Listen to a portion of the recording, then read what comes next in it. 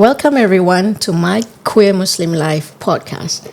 Today we will be discussing a topic that may be uniquely relevant to our community and specifically from the diverse and culturally linguistic background, and that is moving out of the family home.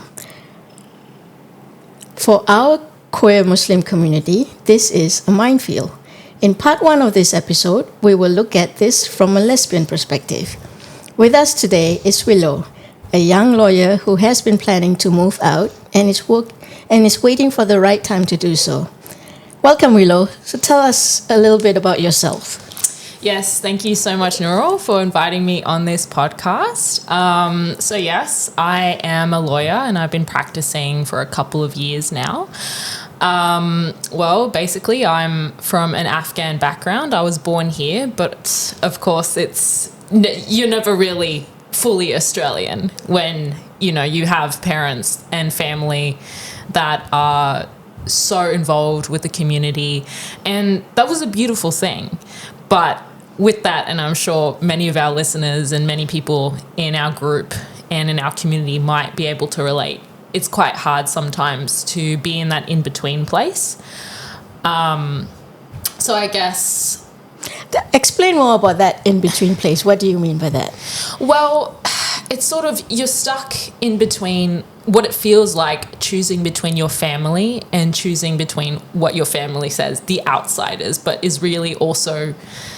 how you grow up and how you grew up and how you were raised. So for example, it just felt like it was always an us and them situation. But where I went to school, I went with, people from other backgrounds and who are diverse, and all my values I've learned from being raised as an Australian person. But it feels like for my family, you have to be one thing. You're either Afghan or you're Australian.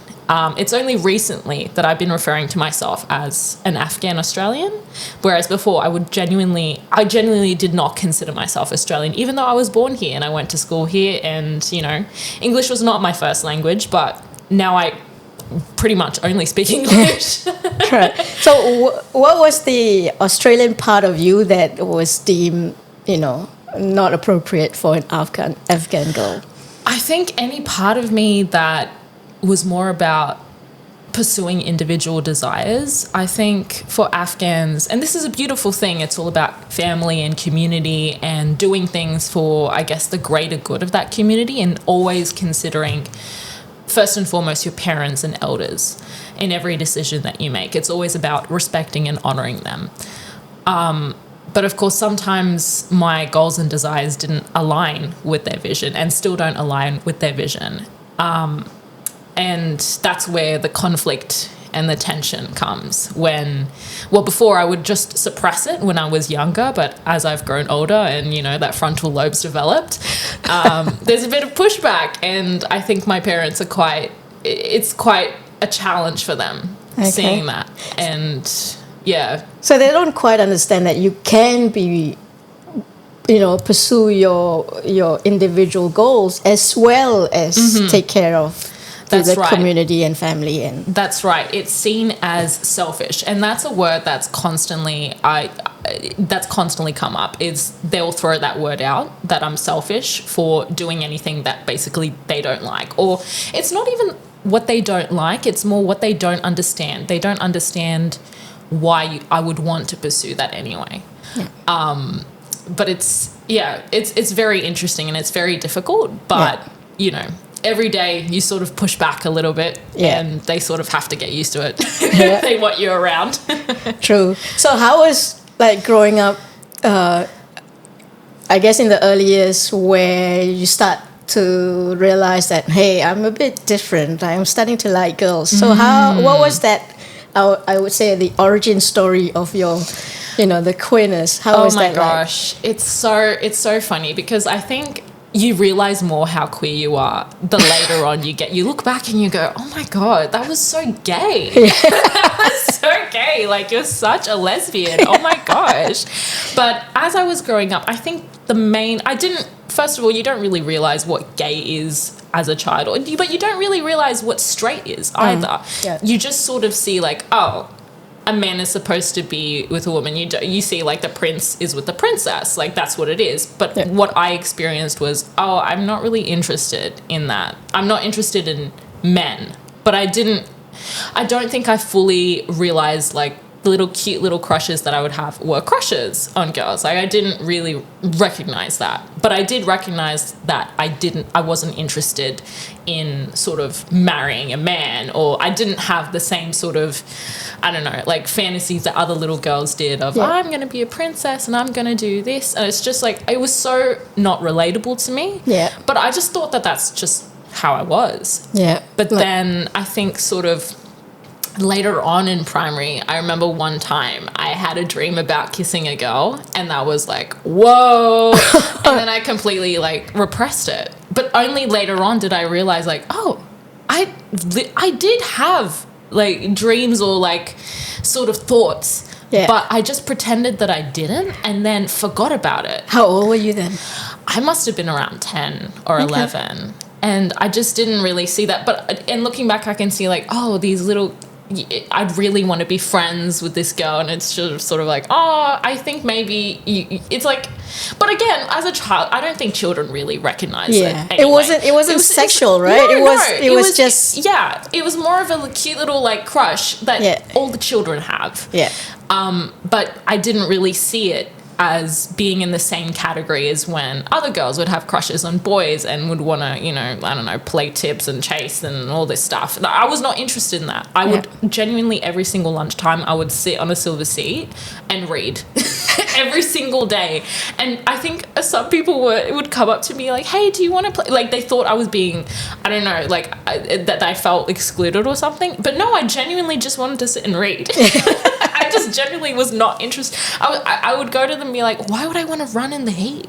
Like, that's a good question. Why would I want to run in the heat? Why would I not just want to sit down and chill? So I'm pretty sure it became that became more in high difficult. school. In high school is when I think it became. Well, what would happen is I would find myself sort of. That's when I would go on YouTube, and then you'd sort of see other queer content creators, and then still, I think in my head I was like, oh no, I'm just curious. Yeah. I'm just curious. I'm not actually, I honestly don't know what the hell I was thinking. But then I think the real difference was when there was another queer girl.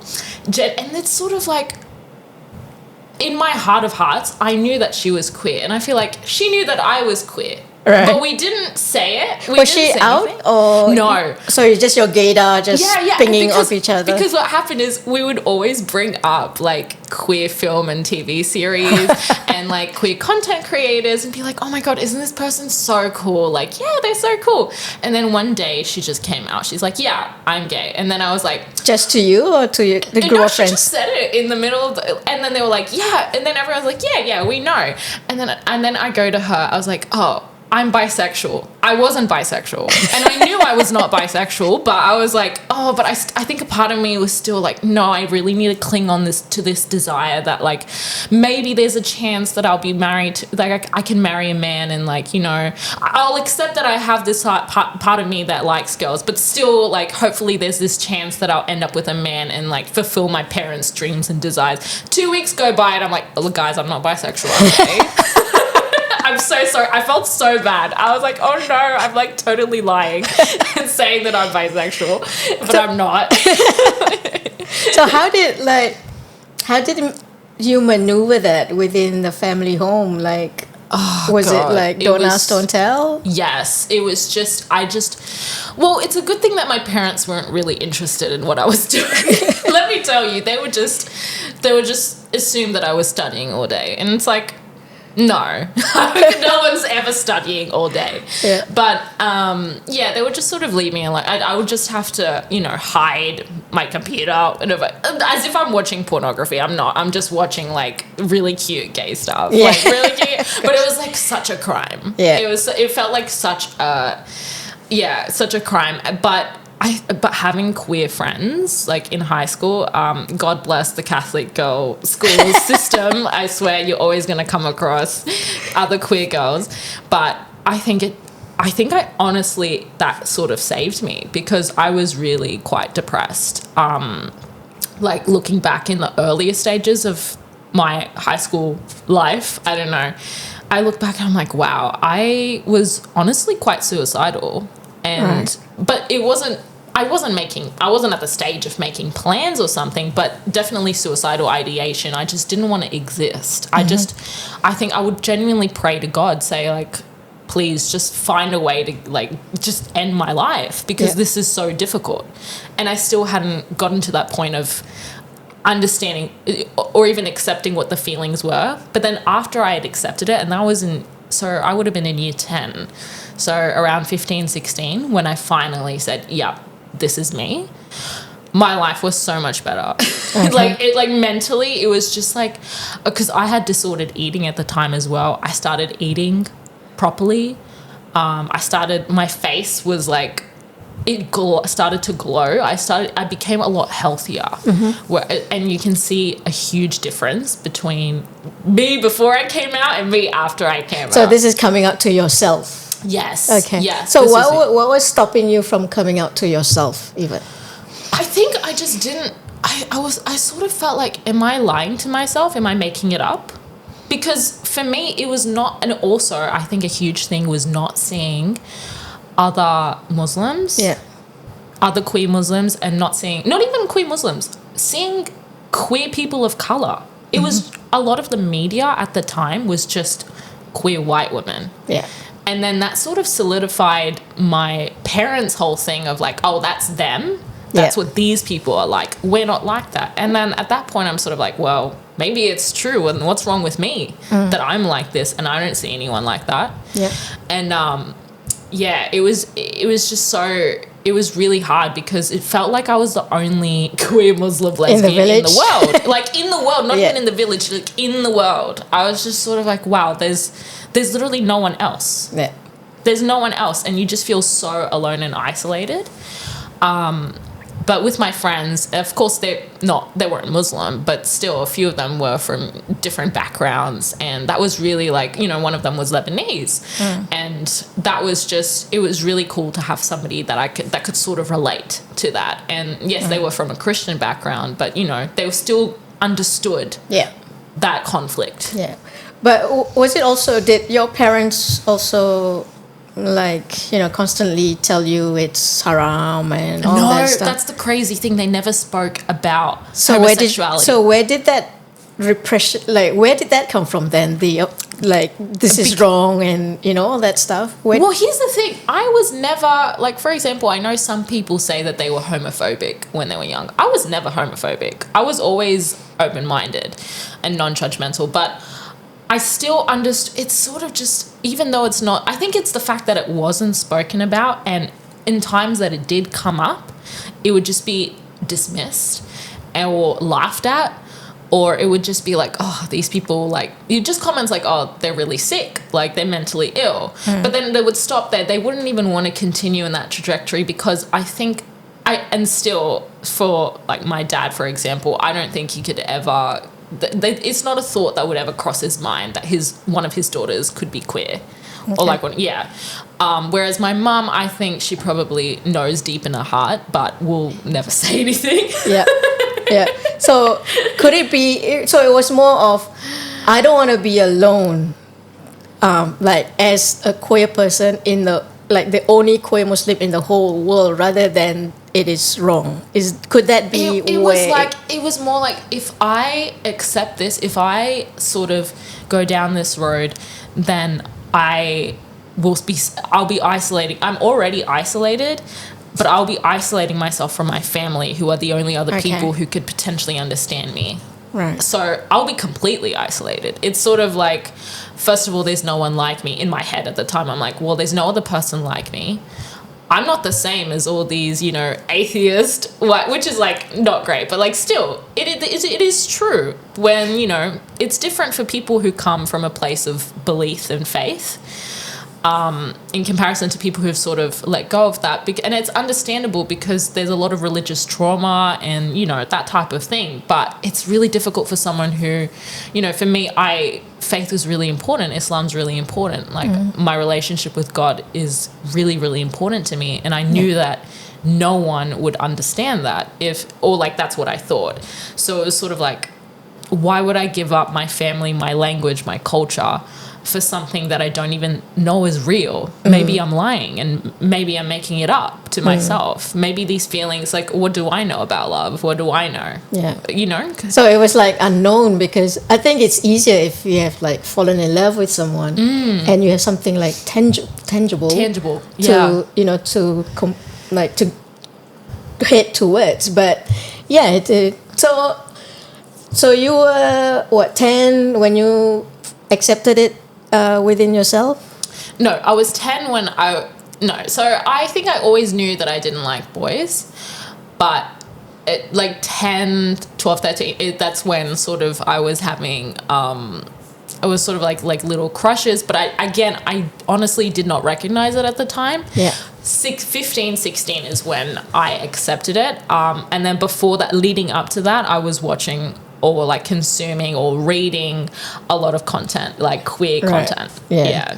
And I remember like the first time you kind of get a hint that there's some queerness out there, it's like suddenly your world turned from black and white to color, you know? So it's like, I know like a new feeling enters your body. It's like something you've never felt before, or because I would watch movies, right, like romantic comedies and all that, and not understand a single, like it's like I don't relate to this. Or, you know, at school they would watch, they would show like, I don't know, the Step Up movies or just anything with Channing Tatum, like Leo, and like the reactions of the girls, you would not be able to. I would just sit there. I'm like, I don't understand though. Yeah, I don't feel what you're feeling, and I almost am like annoyed that I don't feel what you're feeling, because it just makes me feel even more different. Yeah, it's sort of like I want to know why. Like I want to know what you're feeling. It feels like you didn't get the memo, or nobody gave you a handbook. It's sort of, you look around and you're like, is there actually something wrong with me? And you really do feel it. You're like, there's something missing. Yeah. There's something missing. Exactly. And then once you sort of realize it, it's like, oh, that's what was missing. Yeah. Yeah. Exactly. Yeah. So the more that you realize how queer you are, and then the potential of what's out there to fulfill the, you know, being queer authentically, life gets harder and harder, right? Of course. Yes. So did your parents start to get the hints that, hey, this girl's not getting married anytime soon? Like, how was that like at home? Like, okay, well, I would consider my dad, we don't really, like, he's a typical, you know, Afghan, Middle Eastern, that kind of man who just does not really talk to his children. Yeah. Especially, I think because, you know, I come from a family of girls, and I think for him, not now, I think the new fathers these days, in this day and age, I think they're quite connected to their children. So I think it is a generational thing. I don't even think it's a cultural thing, but it's sort of like, oh, it's a girl, then that's your mother's, you know, that's your mother's area. Like for me, I'm like, I just, you know, drop you, get the kids off, I pick you up, you know, nothing else. Yeah. Like I ask you like how your day's going, but I don't expect anything, but it was good. Yeah. You know what I mean? Yeah. It was sort of just, what year are you in again? How old are you again? It's sort of like not really, but I think I would consistently tell my mom, like, I don't think I'm not really interested in getting married. And she would laugh and be like, I think she thought I was joking for the longest time. But the years would go by and, you know, I'm finishing university, and that's sort of like, oh, okay, well, this is the time, like, let's go. We got to look at, it's the time where you sort of look at being engaged at least, or like you're talking about it. Yeah. Or you sort of, you know, because now my studies are finished. What's my excuse? What am I doing now?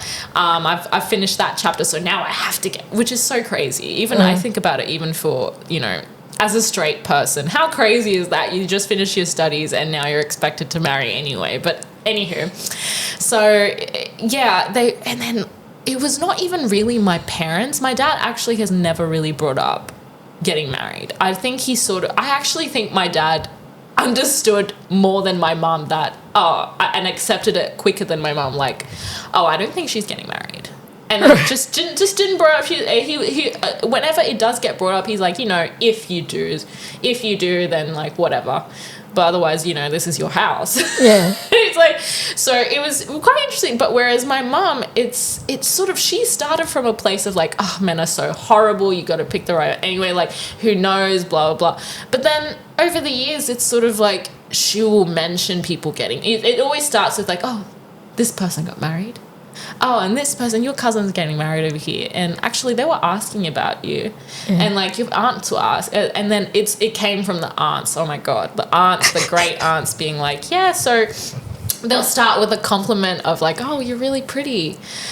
So, and then it always leads to, so when are you getting married? Like, what are you waiting for? Are you waiting for like the prince to come and propose? And it's just like, oh God. Not a clue. No. And always I never know how to, I know exactly how I want to respond, but out of respect for my parents and family, you can't respond in the way that you want to. Yeah. Because like all of a sudden the world crashes and burns. Yeah. But the only thing I can do is just smile and chuckle and be like, yeah, you're right. And then just hope that they leave it alone for the next few months until it inevitably gets brought up again.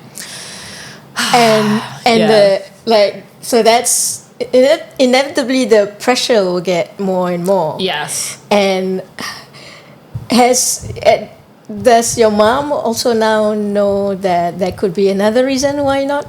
I know she knows. I know she knows, but there's no way she would want to even think about it to herself.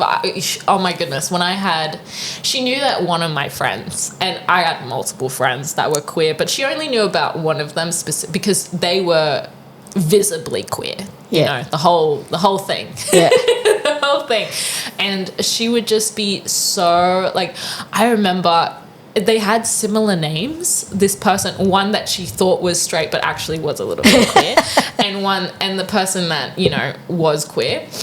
And she thought when I said, "Hey, I'm gonna go out and hang out with this person," and she thought I meant the visibly queer person. Yeah. And she's like, "Oh, I'm gonna have to talk to your dad about it." And I was like, "What? What do you mean? I'm talking about this one, the one that got a 99 ATAR, blah, blah, blah." She's like, "Oh, I thought you meant, yeah, that's fine." I was like, "Oh, you're crazy." Yeah, so she was clearly, but the funny thing is that person that she was okay with me going, we had feelings for each other. Oh. But she was just not, I guess, was not giving queer. Yeah. So, she was okay with that. But, yeah, I don't know. I actually forgot what the question was. Where am I really? Well, I forgot to. But, so you've been planning to move out for a while. Tell us that planning process, what goes on in your head. Yes. So I've known for a while, even when I was in high school, I just thought, oh God, I really need to separate myself from my family in order to, because I can't continue lying. It just feels, that's the thing. That's the real thing. It's the real issue. Living here, I can continue living with my parents, but if I want to be myself, I'm always going to have to lie. Yeah. And that's an awful feeling because I hate lying and I'm not very good at it. Yeah. So I try not to. But it's sort of just like, I know more and more as the years go by, I'm going to want to do my own thing. I'm going to want to I just want to live my life as a free person. But living with them, that kind of makes it almost impossible. Yeah. Or if not impossible, it's possible, but just awful, just not nice. And I've noticed, there's just building resentment between me and my parents, and I hate that. Yeah. I want to have a good relationship with them, and I'm thinking that honestly, it's only when we're away from each other that it's positive. Yeah, exactly. That's the space that, I know Sagna, the very famous psychologist amongst our community, has always said anecdotally it takes about 10 years for us to accept our own identity and another 10 years for our families to do so. And which is so true. And within that, they need that space to accept you for who you are. And having you in that close surface, they kind of bounce off you what they think. Yes. And that really kills your mental health. You got to be, you've already done that for 10 years and you think, okay, now I can breathe because I've accepted myself. And then you go through another round with your family and it's like, Yeah. Like. Totally. And the thing is, I actually don't think I'm ever gonna fully, unless I'm forced to, I don't think I will ever tell my parents that I'm queer. My sisters know. Yeah. They both know now. And I just don't, but I don't think that I will ever tell my parents that I'm queer because, well, first, I just don't see it as their business, first of all. But second of all, I know in my heart of hearts, and I've actually spoken about this to a therapist, it's like accepting, it just becomes easier when you accept that there are things that they won't be able to understand. Yeah. So maybe they don't need to. Yeah. So maybe they shouldn't have to. And also because they don't have the vocabulary. That's right. And that's right. And that's the thing. It's just accepting that actually these people came from a completely different climate, completely different background, completely different set of knowledge. They don't even have the word, really. They actually don't have the word for lesbian and gay in my language, or that I know of. They don't. The word that they do use is actually a reference to something else. Yeah. It's like, it's not, they don't derogatory? Yes, it's derogatory, but not even. There actually is a word for people who are transgender, for transgender men. Yeah. Sorry, not transgender men, for transgender women, I'm pretty sure. But there is no word for, gay people. Yeah. They will use that word for transgender women as a reference to a blanket reference to it. But that's not actually what it is. And then sometimes it gets conflated with I don't know, there's this horrible practice in Afghanistan and it's called bachabozi, and that's genuinely pedophilia. Right. It's genuinely pedophilia of, these older men grooming young boys. Yeah. And it's just no, that is not the same. But that's what I mean. And that's why I think I have a little bit of empathy and sympathy in that way, because sometimes it's when your only knowledge of homosexuality or whatever is that, then of course you're going to have a negative reaction. Yeah. And then also when you're told or you see it, you're taught from the Islamic perspective, of course, as a lot of Muslims are, that, story of Lot, that's it's against Islam, it's haram, and therefore it's yep, okay, well then it's haram. It's just a very simple, simplistic and understanding of things, or just perspective of things, and people don't really take the time to delve deeper into the stories or the meaning. And it's not just that story, it's that's just how a lot of Muslims are. I think they sort of just take things at face value instead of actually reading the Quran. They will listen to a man with a beard tell them what it means instead of actually reading it for themselves. True. But when you read the Quran, we probably all read the translation of it, right? And it's basically one line without context, without history, and so it's and they don't see the injustice of it. And then sometimes when we try to engage with them, and then we use Imam Muhsin, for example, and then they'll find out, he's queer, of course, because he wants to have sex. I mean, it's really not about sex, because if it's totally about sex, we can just have sex and be quiet about it. We don't have to go through this whole activism to help people with their mental health. So that's the other thing, is the imagination of what the queer lifestyle is all about. And so have you even approached your family on moving out, or have you dropped hints? I've definitely dropped hints. I've definitely dropped hints to my mother. And at first, of course, she was sort of why would you even want to do that? And, you know, like, this is your home. And, you know, one time I actually, as Nurul would know, I actually did leave my house for 3 hours. And everyone had a meltdown. I'm telling you, everyone had a meltdown, and they were like, this is your house, you can't leave until you get married. Yeah. And I've been telling them that, sorry, everyone, Nurul's cat is on your shoulder. is on my shoulder climbing. She's gotten me now. But you know, I've told them, like, look, maybe I'll get a job out of state, like maybe that's what I'll have to do. Like that's what I'm looking at. And my mum sort of just, I think she actually knows a bit more. Like she's come to accept that maybe there's a day that I'm gonna move out. And I've told my aunt, and my aunt's actually spoken on my behalf of me, like, it's actually a good idea. Like I don't think there's anything wrong. Yeah. But I haven't really spoken to my dad, and God knows what that's gonna be like. I mean, most people, we have like emails from young people wanting to just leave. Mm-hmm.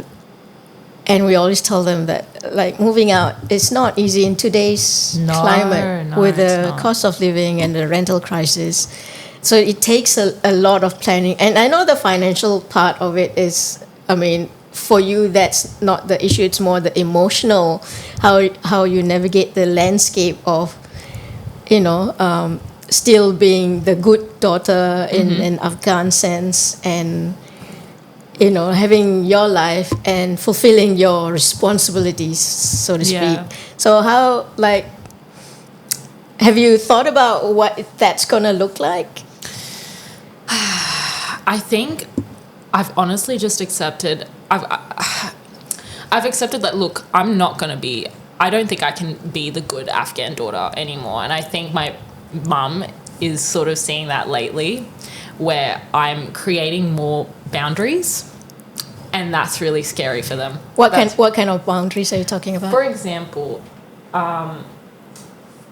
in the past, and like all the time, my family would just ask me to do literally everything under the sun, because I guess I am a lawyer, and, like, you know, I would just do it. It's like from little things like random paperwork to visa applications to, someone's lodged a Fair Work complaint against me and my business, like, come and do this. And it's like, of course, you know, I would just do it.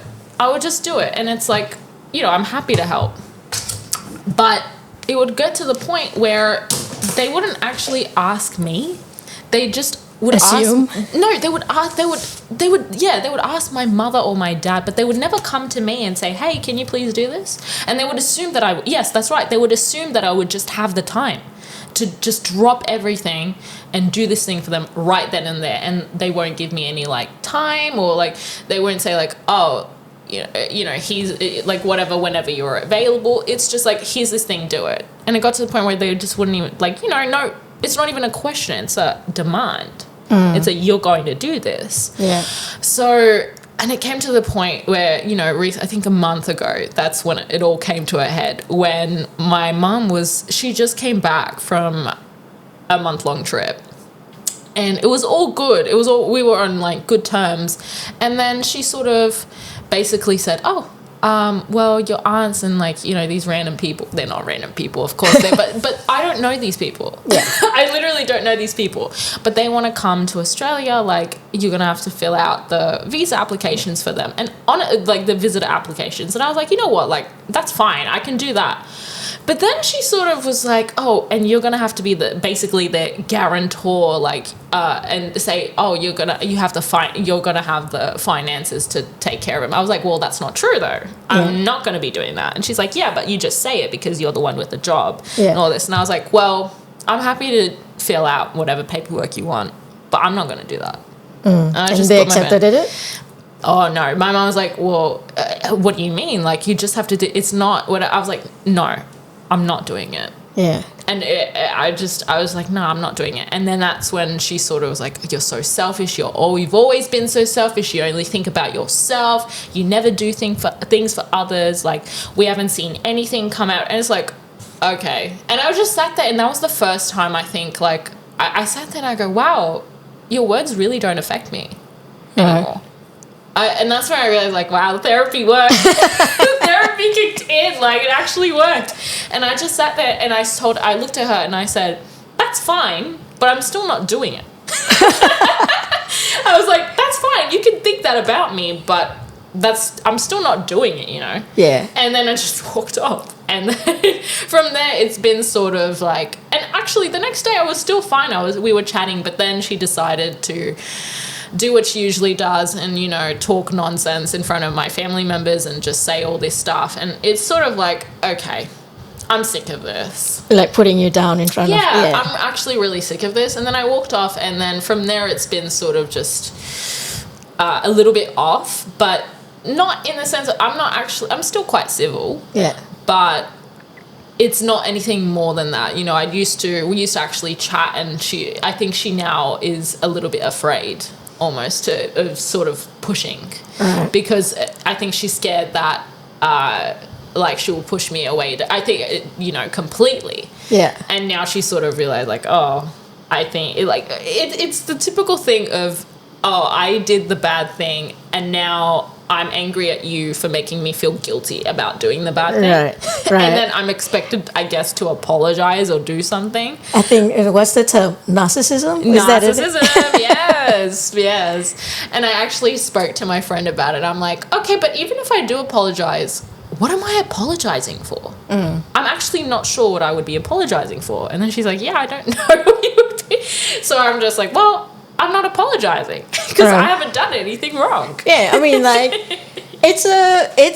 when you fill up government papers, like, you do have a legal obligation to anything you put down, exactly. Right? And I just couldn't believe she was not getting that, like, especially me as a lawyer. Yeah. Why would I do that? Yeah, why would I compromise my career, my life for these people? I don't know. Yeah. What about the big issue is privacy?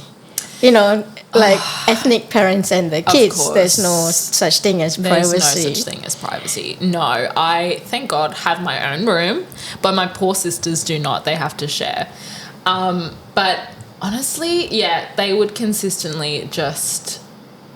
there was a large portion of my... Like, up until maybe this year, actually, that they've stopped just barging into my room. Me as a 26-year-old, you would think like, wow, okay. But no, finally they sort of like, but that's because I work from home now. So they're afraid of actually going into when I have a meeting or something. Yeah. My dad would always knock because he would, you know, he didn't want to catch me when I'm changing or something. But my mum, oh my God. But now that we're not talking, it's fine. They suddenly leave you alone. But yes, it's all about reporting where you're going, what you're doing, what time you will be back. It's quite exhausting. Right, even now at 26. Even now at 26, they will want to know when I'm coming back or like where I'm going or what's happening. Is that the fear of this being in a foreign country because they still feel like, you know, they still feel like a foreigner, and hence that fear is then projected onto you. And I think that's what they say, but I really think it's about control. Like, I think, of course, a part of it is about just making sure they know what their daughter's doing, like just in case something happens, maybe they know that that's what's happening, and they can know when I'm expected to be back and blah blah. But I do think a big part of it is also just about control, and not even from a malicious perspective. I think they're just used to being in control. Yeah, they don't want to feel out of control, and like I sympathize with that, but you know, it's got to stop. Yeah, I mean, like sometimes, like when you're in a partnership, you say, hey, what time are you going to be home? There's a difference between that and like when you feel that you're being monitored. Yes. And there's a consequence if, you know, you're late or something. Yes, and honestly, only up until very recently have I felt like even until maybe like the beginning of this year, midway through this year, maybe it's changed. But I would just constantly be so this terror or like this anxiety of I have to get back by the time that I told them. Yeah. Otherwise, something bad is going to happen. Right. And something bad never happens. I'm too old to get beat up as well. But yeah, now they know like they can't touch me. Whereas before, of course, I guess it's different when you've come up, grown up in an abusive household. Yeah. You're always going to have that sort of PTSD, Yeah. that reaction. So that could be that as well. Right. So I'm not sure how much of it is like culture, but you know, how much of it is the effects of abuse on a child, Yeah, and like exactly. continuing to stay with within that environment. Yeah. But yeah, only up until now, like recently. And still there will be that flicker of fear of like, oh, I have to get back. Like, even if they haven't told me, mentally, when I'm out with a friend, I'm like, okay, I think it's a bit late now. Like, I'll have the feeling of, I need to be back home. Right. Like, I need to be in bed. I can't be out for too long. Yeah. So I'm sure you have fantasized about the day that you'll be moving out. Have you Yes. imagined, like, what does that look like? Yes, so still changing. I think that plan is always still changing, because sometimes it's like, oh, I'm just going to tell them like, hey, I'm tired of living here now, or more sort of like, okay, I think it's time for me to, you know, live independently. I'm not getting married, and I think it's just best for me and all of us, Yeah. you know, to leave. And at least now my sisters can each have their own room. Yeah. It's either that or it's like, right, I've got this job further away, I'm going to get a place there. Yeah. And, you know, I may come back, I may not. Or I'll tell them I'm coming back, but I won't. Yeah. You know, and it's sort of like the braver option to me, that like, but both of them scare me. But I feel like, I think the first option is scarier to me, of just being like, there's no real reason. Like, Right. because with a career, at least there's a kind of a reason, something I can latch onto and Yeah. be like, this is my dream career, even if it's not, even Yeah. if it's like, this is really boring. But I can still say, like, point out something that's, again, tangible for them. Yes. Something that they can understand. Yeah. But they won't be able to understand the first part, where it's like, oh, I just don't want to be here. They're going to be like, why do you hate us? Like, what have we done? Yeah. You know, people are going to talk. That's the thing. People are going to talk. No, or what will people say? What will people say? Yeah. Because what will people say? With the second option, they can just be like, oh, it's for work. Yeah. I think most people would choose that second option. Mm-hmm. Like, I mean, I moved 7,000 kilometers away, and the official reason is, oh, she found, you know, a job that she liked to do, even though it was like, you know, everybody kind of knows, but nobody is going to say anything. Yes. But, like, what about, do you think that being the firstborn, you had some responsibility that you might have to Yes. fulfill in the future? Yes. As the eldest daughter, and I speak for all eldest daughters here, there's just that third parent mentality. I have always felt like I've got some sort of parental responsibility as well, especially over my youngest sister, who we've got a 10.5 year age gap. So she's like my little baby as well. Yeah. And, you know, and of course my other sister as well. And actually that one time that I left my house for 3 hours, the only reason I came back is because my sister asked me. Yeah. You know, my parents, I could, you know, whatever, go away, I don't need you. But I felt really horrible about leaving my sisters in that position to have to deal with them. And It's not the first time that a sibling feels abandoned when the queer sibling leaves the home. And they will feel like, betrayed in a sense. Yes. That's the other layer that you need to, you know, manage as well. Yes. And what about, and also, like, many people take several attempts to leave home. And so it's no shame that if you need to attempt several times, because it's hard. And also there might be in the future when they get old and they can't take care of themselves. That's then you would have to somehow. That's what I mean. And I've always thought that, look, I would want to, and that's really the big thing of, I always felt like, look, when my parents get older, and I'm assuming my sisters would have, I don't know, moved out or married at that stage, I would move back in to assist them. So I would at least like some years of my life living independently before I do that. And I've always intended to do that, to move back with my parents when they're older and they, you know, having difficulties, or like even maybe not with them, but at least I would move closer by, you know, that I'm in the same sort of like range to be able to help them. Yeah. That's the other thing. It's like you spend all these years in angst, but your siblings get to, you know, they get married and leave home, and then you're again going through the cycle of being with the people who, either tormented you or who contributed to Yes. that angst or growing up. So Yes. that's why we queer people, because we are the unmarried one, the responsibility of taking care of the... Falls onto us, yeah. Yeah. That's right. And it's like, okay, I would just like some years. And that's the thing, is like, I have to think about myself as well of, okay, I really want to live my own life. But then by doing so, do I now separate myself completely? Will my parents just not want me around then? And then what's going to happen to my parents if out of their own pride and ego, they don't want a relationship with me, but then actually that hurts their ability to live in the future? You know what I mean? They don't have a superannuation plan. How are they going to live? Like, they can't really survive just off disability pension. That's nowhere near enough to survive. So would that be part of your plan, plan to explain to them that, that you're always going to be there as a thing, but you need that space to grow as a person? Is that something that you're going to explain to them? I would try, but honestly, I don't think they will understand that. Or but maybe they will. Maybe I'm underestimating them, and I probably am, but it's just, we're not a family that has ever had any real conversations. Yeah. That's typical, I think. Communication is just really bad. Communication is everyone shutting the door on each other. That's what it is. And it's a lot of the Frozen movie. Right.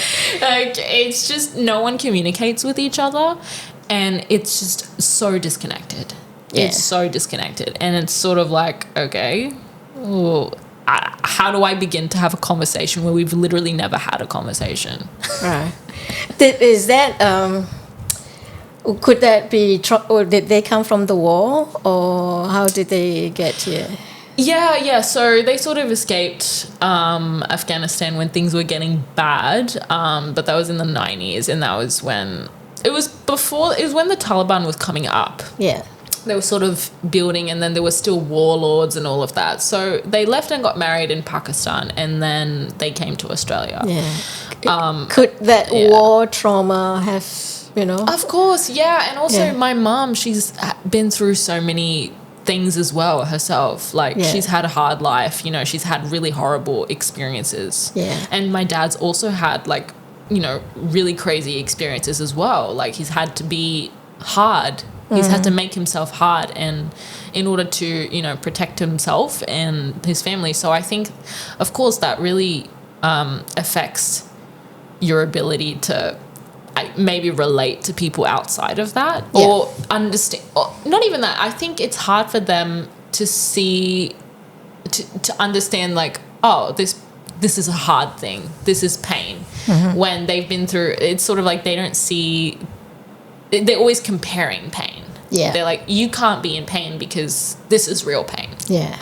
That's emotional pain, and nobody can see the pain. No one and can so see it. Yeah. Like, what do you think I deal with every day? Yeah. So nothing. And it's just like, okay, but actually you're not able to see the extent or relate to the pain because you haven't grown up in my shoes and I haven't grown up in yours. So why is it that I have to empathize with you, but you can't empathize with me? Yeah. And it's just like, I will never be in that position. I pray that I'm never in that position that you were in, but you will also never be in the position that I was growing up in this place between worlds. Yeah. Yeah.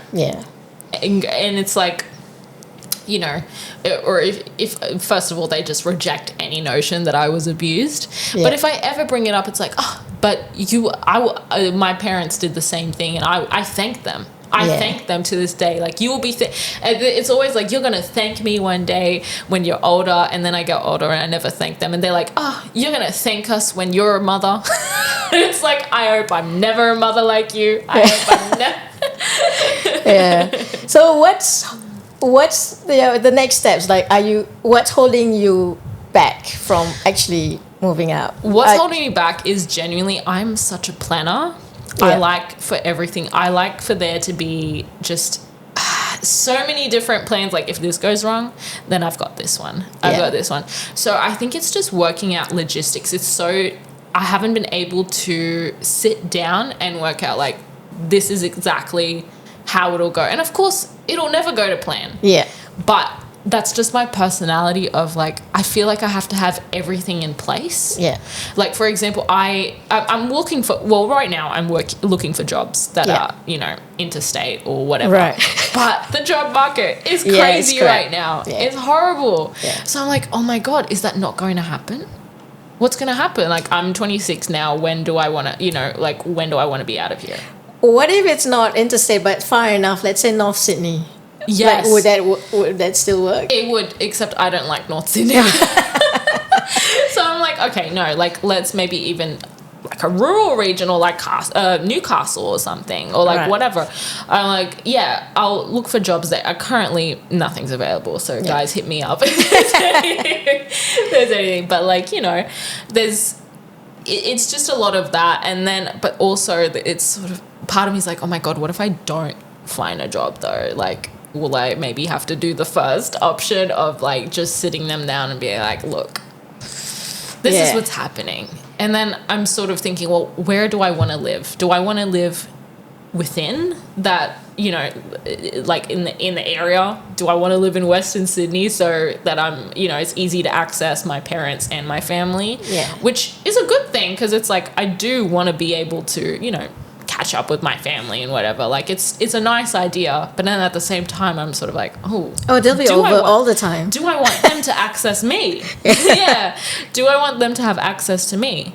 And it's sort of like, well, I actually kind of like the idea of moving further away.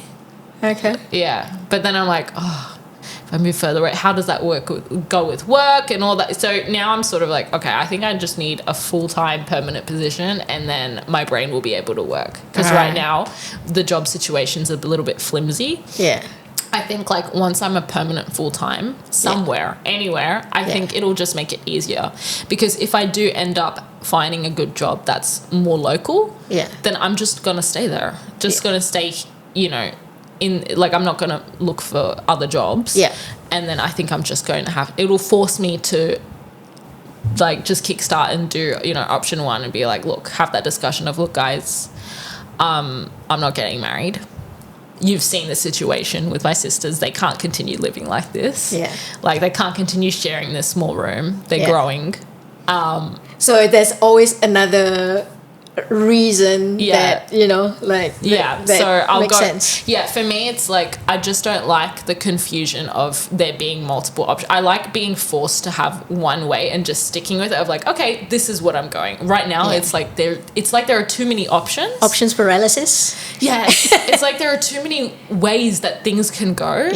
So I haven't been able to make a decision because I want it to go as well as possible. You know, I want to cause as little harm and pain as possible. But don't worry, somebody's gonna cry. I mean, like, when I moved, it's like my grandmother cried, my father cried. So, you know, there will be tears shed. So and it's like I can deal with tears, but what I hate dealing with is the gaslighting. Or I'm scared that they're going to convince me not to move and like win. You know what I mean? Like, I think it's also, I really want to be strong enough. The emotional blackmail? That's it. I want to be like mentally strong enough that I know, like, and know that I can move out for sure, 100%, and not be affected. All right. Yeah. All right.